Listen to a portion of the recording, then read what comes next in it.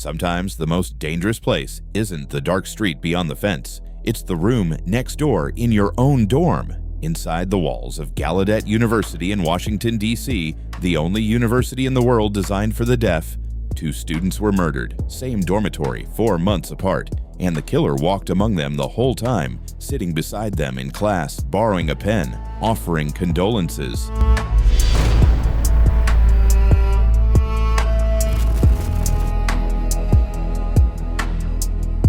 September 28, 2000.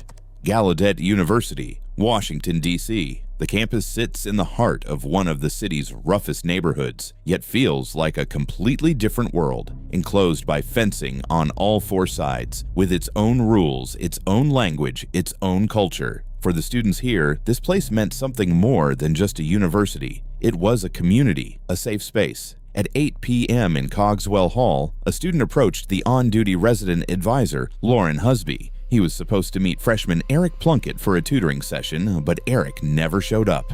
And a strange smell was coming from his room. Lauren went with another RA, Thomas Cook, to check. The door was closed. Already unusual, Eric always kept it open.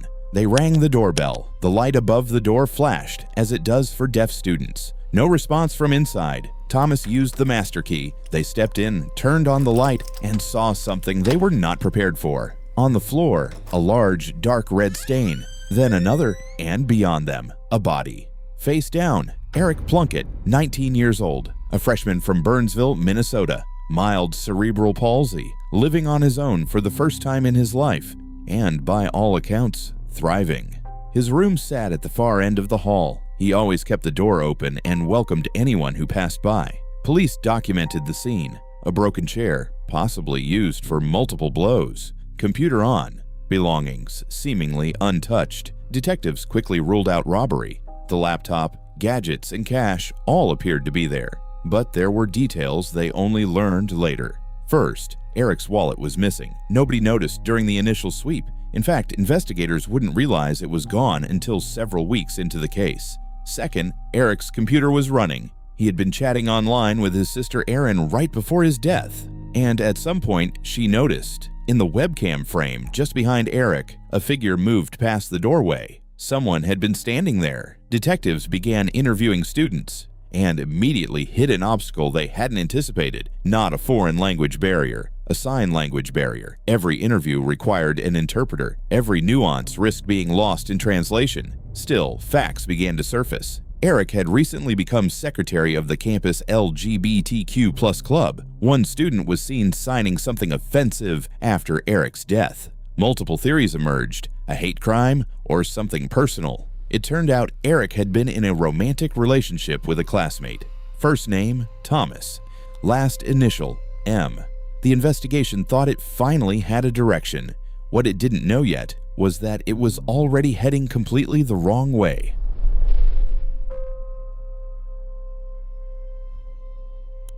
Cross-referencing dorm logs and records, detectives landed on a name, Thomas Minch, 18 years old, freshman, no criminal record, no disciplinary issues. He and Eric had been romantically involved.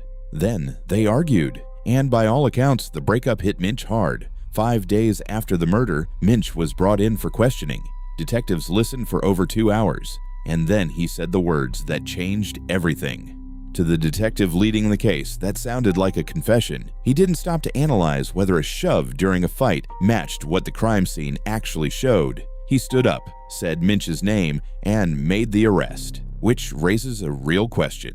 Was this simple incompetence or pressure to close a high-profile case as fast as possible? When prosecutors reviewed the case, they found problems. Minch hadn't confessed to murder. He'd described a fight, a push. The detective heard what he wanted to hear and stopped the interview too soon. No physical evidence, no DNA, just a misread statement. Minch was released on the same day as Eric's funeral. The campus went into panic. The university suspended Minch and barred him from returning while the investigation continued. The fear never left. And it turned out to be justified, because 4 months later, another murder happened in that same building.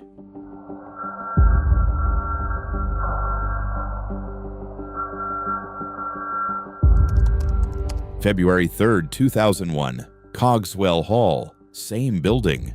A fire alarm went off in the early morning hours. RAs went floor by floor. On the 4th floor, they stopped. Another room, another body, another pool of blood.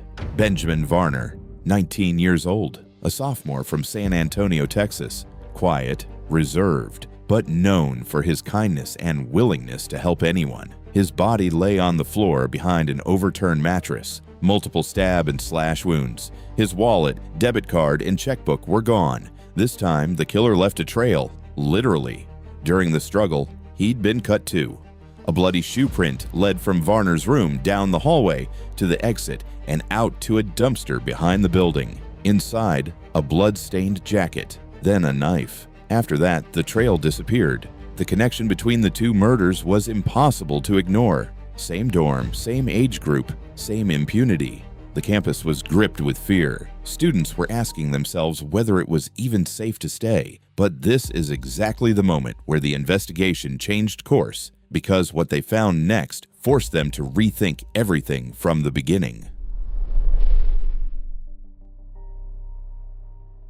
Given the scale of the case and the failure of the initial investigation, the FBI was brought in. Special Agent John Adams, a forensics expert, had a personal stake. 2 of his own children were enrolled at Gallaudet. Investigators agreed on one thing: the killer knew the campus. He moved through both rooms undetected, which meant he lived there, or had recently. They looked again at R.A. Thomas Cook, who had found Eric's body and lived across from Benjamin. He had a master key to every room, but DNA testing cleared him completely. Thomas Minch came back into focus too. It turned out he had traveled to Washington on February 2nd to testify before a grand jury. Investigators were concerned he might have stayed early and still had access to the dormitory, but when they carefully reread the transcript of his first interrogation, everything fell apart. Minch had never confessed to murder. He had talked about an argument, a shove. The detective had stopped listening at exactly the wrong moment.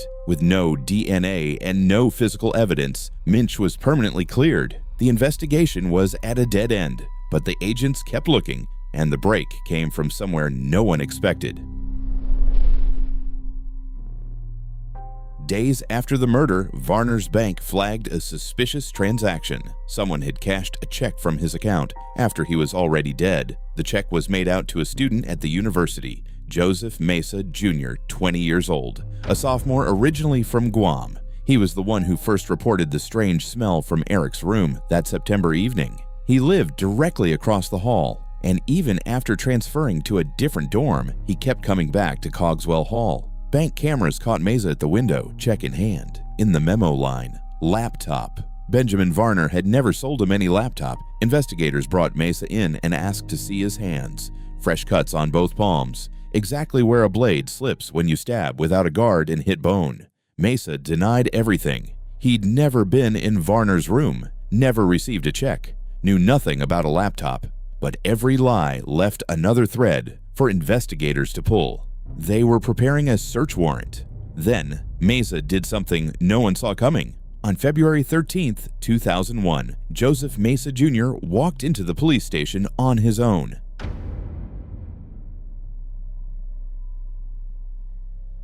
In a videotaped statement with a sign language interpreter, Mesa described everything. He had gone to Varner's room with his own knife, but he spotted a larger one near Benjamin's microwave, a 4-inch kitchen knife. He switched. Varner tried to fight back, stood up, came at Mesa. Mesa stabbed him. Again.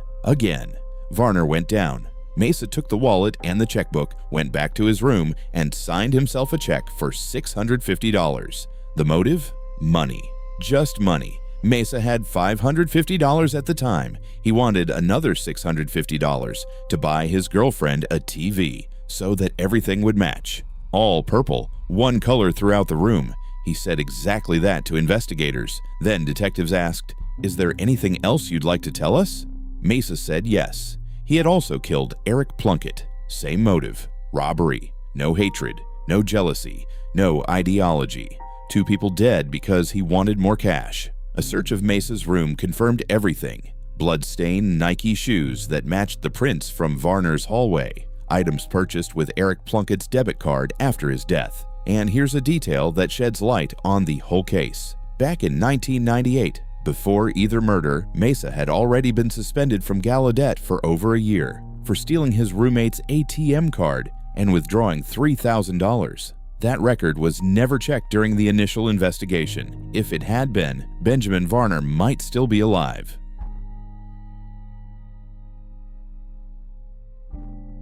When Eric's family arrived on campus after his murder, students gathered around a large memorial poster. One of them offered them a pen to sign it. They embraced. He expressed his sincere condolences. There was nothing sincere about it. That student was Joseph Mesa.